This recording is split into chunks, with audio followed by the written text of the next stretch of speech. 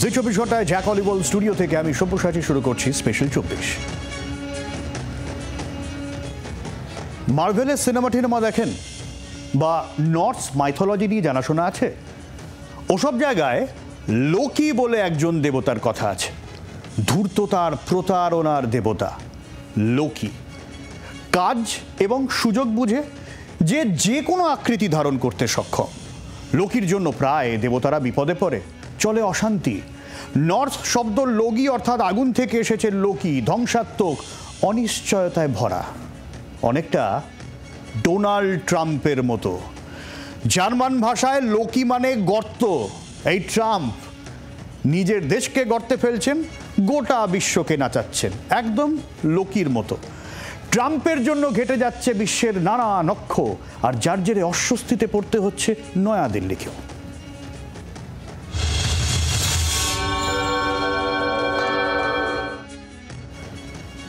দ্বিতীয়বার মসনদে এসে ওলট পালট করছেন ট্রাম্প। অর্থনীতি থেকে রাজনীতি, ট্রাম্পের গুঁতোয় সব ওলট পালট। ট্রাম্পের গুঁতোয় উল্টে পাল্টে যাচ্ছে গোটা দক্ষিণ পূর্ব এশিয়ার সমীকরণ। যে পাকিস্তান ইরানের পাশে থাকার কথা জানিয়েছিল খোলাখুলি, যে পাকিস্তান আর চীনের ভাই ভাই গোছের সম্পর্ক এখন সর্বজন বিদিত, সেই পাকিস্তান দাদা পাল্টে ফেলল। নতুন দাদা ট্রাম্পের বাড়িতে খাওয়া সেরে এলেন পাক সেনা প্রধান আসিম মুনির। কথা হলো পাশে থাকার, প্রশ্ন হচ্ছে দেওয়া নেওয়াটা কি হলো?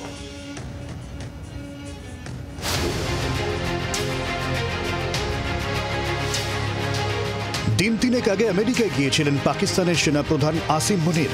সেখানে গিয়ে গালি খেতে হয়েছিল তারই দেশের লোকেদের কাছে।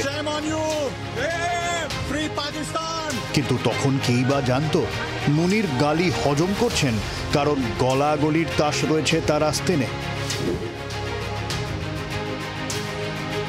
এরপরেই খবর আসে আসিম মুনিরের সঙ্গে লাঞ্চ সারবেন ডোনাল্ড ট্রাম্প। সেখানেই খেতে খেতে হবে এক প্রস্থ আলোচনা। কি নিয়ে আলোচনা? শুরুতে ভারত পাকিস্তান সংঘর্ষ বিরতি নিয়েই চর্চা হয়, কারণ আবারও গায়ে মানে না আপনি মোড়ল গোছের বার্তা দেন ট্রাম্প। সংঘর্ষ বিরতির ক্রেডিট নিজেই নেন। খবর আসে মুনিরও ট্রাম্পকে এজন্য ধন্যবাদ দেন। তার আগে অবশ্য নরেন্দ্র মোদীর সঙ্গে ফোনে কথা হয় মার্কিন প্রেসিডেন্টের। এরপরে দুটো তথ্য সামনে আসে কেন ট্রাম্প মুনিরের সঙ্গে সাক্ষাৎ করলেন। প্রথম, নোবেল শান্তি সম্মান। দ্বিতীয়, ইরান। পাকিস্তানের সেনাপ্রধান আসিম মুনিরকে হোয়াইট হাউসে ডেকে এনে পাত পেড়ে খাইয়েছেন আমেরিকার প্রেসিডেন্ট ডোনাল্ড ট্রাম্প। হোয়াইট হাউসের মুখপাত্রের দাবি, ট্রাম্পকে মুনির নোবেল শান্তি পুরস্কার দেওয়ার দাবি তুলেছেন। ভারত পাকিস্তান সংঘর্ষ বিরতির জন্য মুনিরের নাকি দাবি, এর জন্য ট্রাম্পের নোবেল শান্তি পুরস্কার পাওয়া উচিত। হোয়াইট হাউসে ওবামার সঙ্গে বৈঠক হয়েছিল নওয়াজ শরিফের। পারভেজ মুশারফও গিয়েছিলেন প্রাক্তন মার্কিন প্রেসিডেন্ট জর্জ বুশের সঙ্গে দেখা করতে। এমনকি ইমরান খানও ডোনাল্ড ট্রাম্পের সঙ্গে দেখা করেন এই হোয়াইট হাউসে। তবে মার্কিন প্রেসিডেন্টের লাঞ্চ মিটিংয়ে পাকিস্তানের আর্মি চিফকে আমন্ত্রণ জানানোর ছবি এর আগে কোনো দিনই দেখা যায়নি। মুনিরই প্রথম। পাকিস্তান একেবারে আহ্লাদে আটখানা। নোবেল শান্তি পুরস্কার পাওয়ার ইচ্ছে ট্রাম্পের অনেক দিনের। বারাক ওবামার মতো তিনিও এই রেকর্ডের শরিক হতে চান। এবছর ইসরায়েলের প্রধানমন্ত্রী বেঞ্জামিন নেতানিয়াহুর সঙ্গে ওভাল অফিসে বৈঠকে তো ট্রাম্প বলেই দিয়েছিলেন, ওরা আমাকে কখনো নোবেল শান্তি পুরস্কার দেবে না, এটা বাজে ব্যাপার, আমি এর যোগ্য দাবিদার, কিন্তু ওরা কখনোই আমাকে দেবে না। এই ইচ্ছে থেকেই ট্রাম্প তার ভোট প্রচারে বলেছিলেন 24 ঘন্টার মধ্যে রাশিয়া ইউক্রেন যুদ্ধ থামিয়ে দেবেন। এই জায়গা থেকেই ভারত পাকিস্তান সংঘর্ষ থামানোর কৃতিত্ব দাবি করেই যাচ্ছেন ট্রাম্প। ভারত আপত্তি জানালেও থামছেন না। ট্রাম্পকে নোবেল শান্তি পুরস্কারের জন্য অনেকে মনোনীত করেছেন, যেমন ইউক্রেনের সাংসদ ওলেকজান্ডার বেরেজকো বা ইসরায়েলের অধ্যাপক আনাত আলোন বেক। এই তালিকায় কি পাক সেনাপ্রধান আসিম মুনিরও? ট্রাম্পের সঙ্গে দেখা করে দেশে নিজের পয়েন্ট বাড়িয়েছেন মুনির। ভাবখানা এমন, আমিই পাকিস্তানের প্রতিনিধি, পাক প্রধানমন্ত্রী তো পুতুল মাত্র। আসিম মুনির ফিল্ড মার্শাল হয়ে খুশি, ক্ষমতা পেয়ে খুশি। আর ট্রাম্প পেলেন তার আরেকজন শান্তি নোবেলের সাপোর্টার। ট্রাম্প যুদ্ধ থামাতে তো পারেননি, বরং অনেক ক্ষেত্রেই উল্টোপাল্টা মন্তব্যে ঘি ঢেলেছেন আগুনে। এভাবে শান্তি নোবেল পাওয়া যাবে তো? ব্যুরো রিপোর্ট, জি24 ঘন্টা। এক ঢিলে দুই পাখি মারার চেষ্টা করছেন ট্রাম্প, এমনটাই দাবি করছেন আন্তর্জাতিক সম্পর্ক বিশেষজ্ঞ অনিক চট্টোপাধ্যায়। নাসরিন মুনিরের সাথে ট্রাম্পের এই ঘনিষ্ঠতার দুটো উদ্দেশ্যই আছে। একটা হলো ইরানকে নিয়ন্ত্রণের জন্য পাকিস্তানকে দরকার, এছাড়া ট্রাম্পের নজরে নোবেল শান্তি পুরস্কারও আছে। ফলে এক ঢিলে যদি দুই পাখি মারা যায়, সেই জন্য পাকিস্তানের কাছাকাছি আসতে চাইছেন ট্রাম্প এবং একটা ব্যালেন্সিং অ্যাক্ট খেলবেন পাকিস্তান এবং ইন্ডিয়ার মধ্যে। অর্থাৎ আরেকটা বিষয় হলো ইরান ইসরায়েলের সঙ্গে ধুন্ধুমার লড়াই জারি রয়েছে। ট্রাম্প এই ক্ষেত্রে আবার সংঘর্ষ বিরতি চাওয়ার কিন্তু জায়গায় নেই, কারণ তেল আভিভ আবার যুদ্ধে নেমে পড়া মানে তো শান্তি নোবেলটাও পিছিয়ে যাওয়া, শাখের করার দশা। পরিস্থিতি হাতের বাইরে গেলে ঘুঁটি তো সাজিয়ে রাখতে হবে। এই জায়গা থেকে ইরানকে টাইট দিতে আমেরিকার ঘুঁটি পাক এয়ার স্পেস।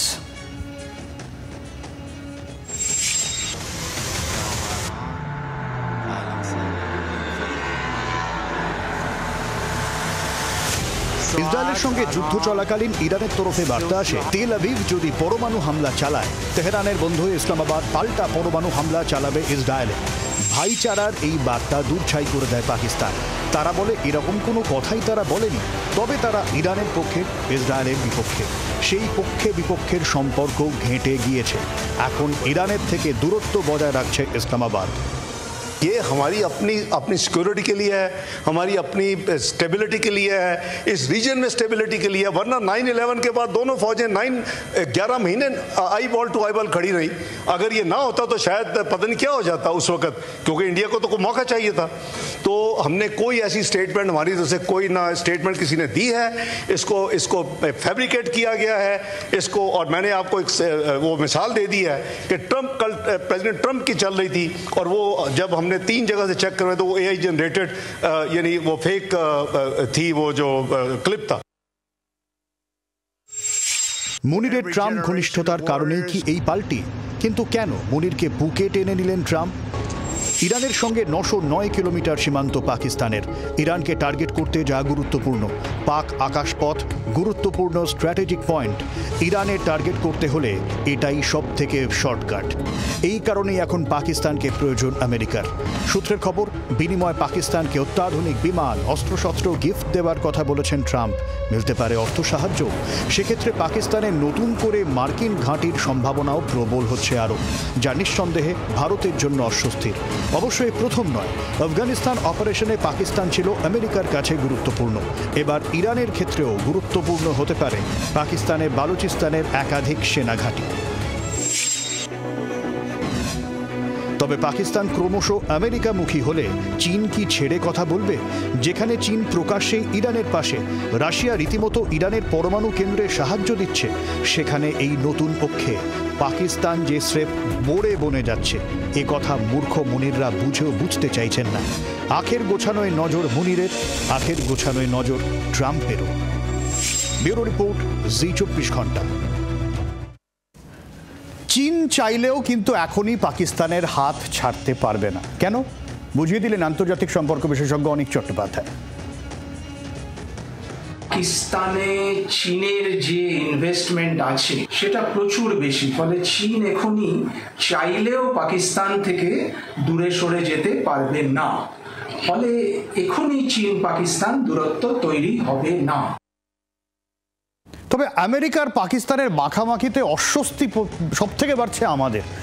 যে ট্রাম্পকে মোদির বন্ধু বলে মনে করা হচ্ছিল, সেই ট্রাম্প বারবার অস্বস্তিতে ফেলছেন মোদিকে। অপারেশন সিঁদুরের সময় সংঘর্ষ বিরতির কৃতিত্ব দাবি করে যাচ্ছেন ট্রাম্প বারবার, আর প্রত্যেকবারই ভারত তা উড়িয়ে দিচ্ছে। তবে এবার জানা গেল আমেরিকা নয়, সৌদিও সংঘর্ষ থামাতে ময়দানে নেমেছিল। কারণ কি? নূর খান এয়ারবেস আবারও চর্চা। তবে এবার স্বীকারোক্তি এলো পাক উপপ্রধানমন্ত্রীর তরফে।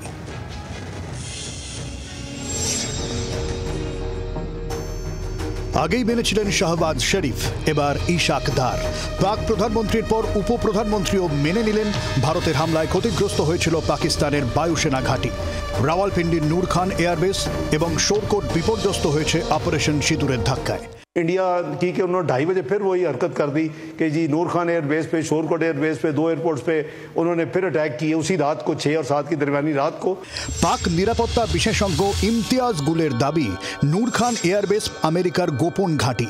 2001 সাল থেকেই এই নূর খান বেস আমেরিকার দখলে। আফগানিস্তান যুদ্ধের সময় এই নূর খানেই ঘাঁটি গেড়েছিল মার্কিন সেনা। অনেকের দাবি নূর খান এয়ারবেসে গোপন পারমাণবিক ঘাঁটি রয়েছে। সে ঘাঁটি কার, আমেরিকা না পাকিস্তানের, তা নিয়ে ধোঁয়াশা। তাতে আঘাতের জেরেই কি বুকে বেজেছে ওয়াশিংটনের?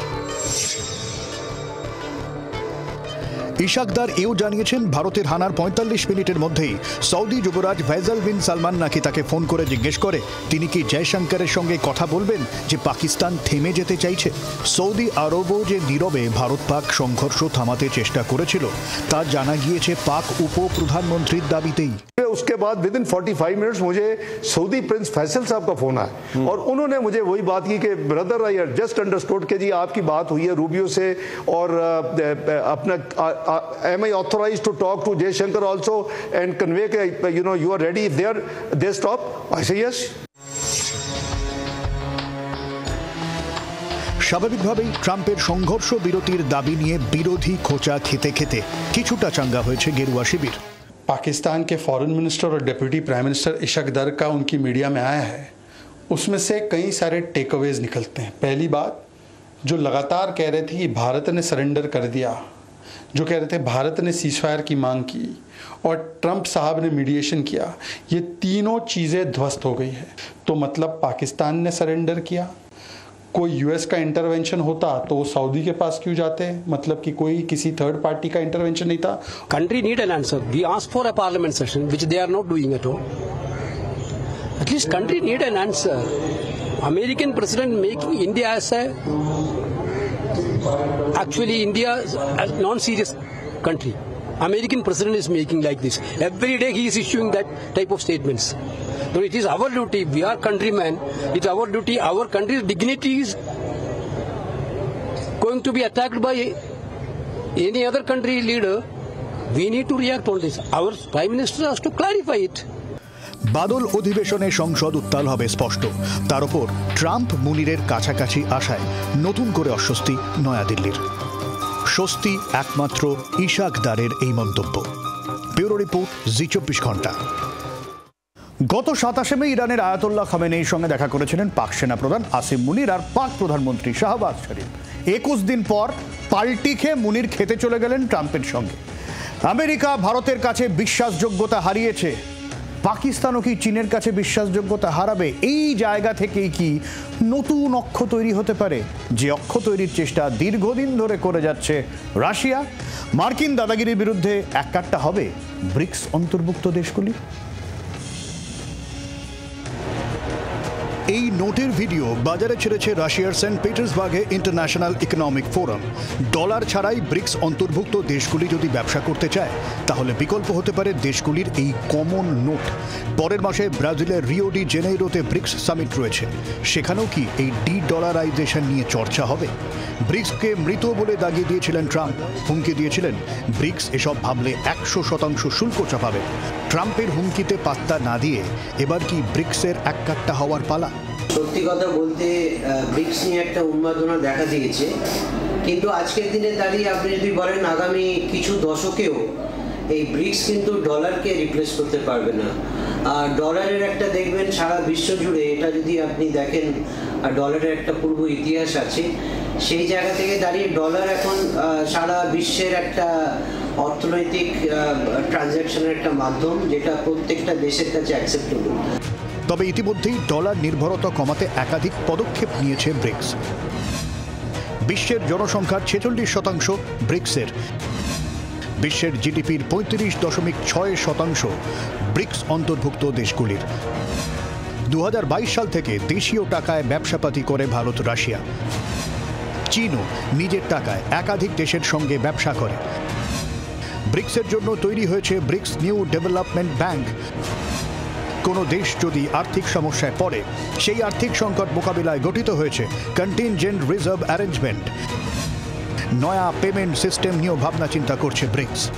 এই অবস্থায় ভারত আর চীনের সম্পর্কের দিকেই তাকিয়ে রয়েছে ব্রিক্সের বাকি সদস্যরা। গভীর সম্পর্ক না হলেও ট্রাম্প বিরোধিতায় কি কাছাকাছি আসতে পারে নয়াদিল্লি আর বেইজিং? নজর পরের মাসে ব্রিক্স সম্মেলনের দিকে। ব্যুরো রিপোর্ট, জি24 ঘন্টা।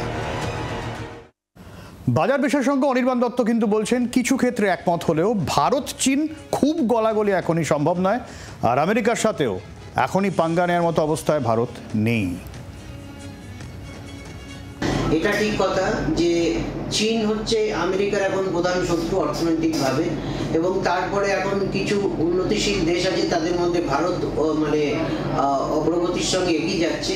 কিন্তু চীন বা ভারত একই কক্ষপথে কিন্তু আসবে না। চীন বা ভারত কিছু কিছু জায়গা হয়তো একসঙ্গে আসতে পারে, কিন্তু আমেরিকাও কিন্তু চাইবে যে চীন আর ভারত যাতে কাছাকাছি না আসে।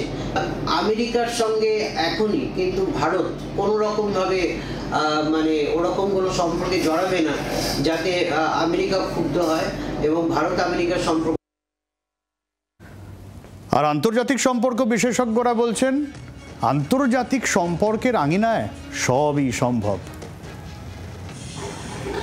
আর ব্রিক্সের মঞ্চে রাশিয়া, ভারত, চীন কাছাকাছি আসতেই পারে। আন্তর্জাতিক কূটনীতিতে সবই সম্ভব, কেউই পার্মানেন্ট বন্ধু বা পার্মানেন্ট শত্রু নয়। চীন, রাশিয়া, ভারত কাছাকাছি আসতেই পারে অন্য কোনো বৃহৎ অ্যালায়েন্সকে ঠেকানোর জন্য, সেটা সম্ভব। এবং ব্রিক্সের মঞ্চকে ব্যবহার করে এই তিনটি দেশ কাছাকাছি আসতে পারে।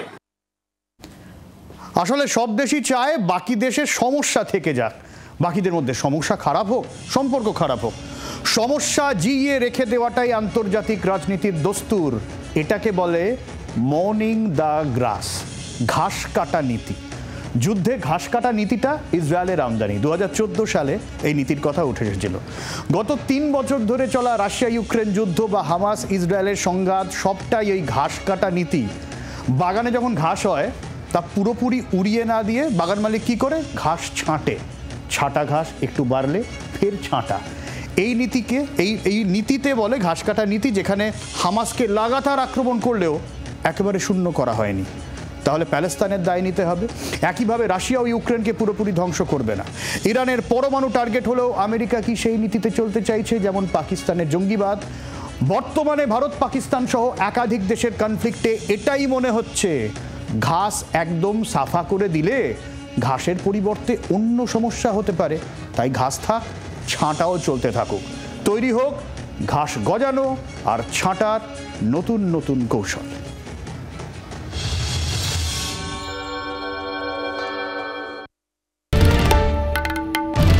বাংলার আওয়াজ, বাঙালির আবেগ, জি24 ঘন্টা।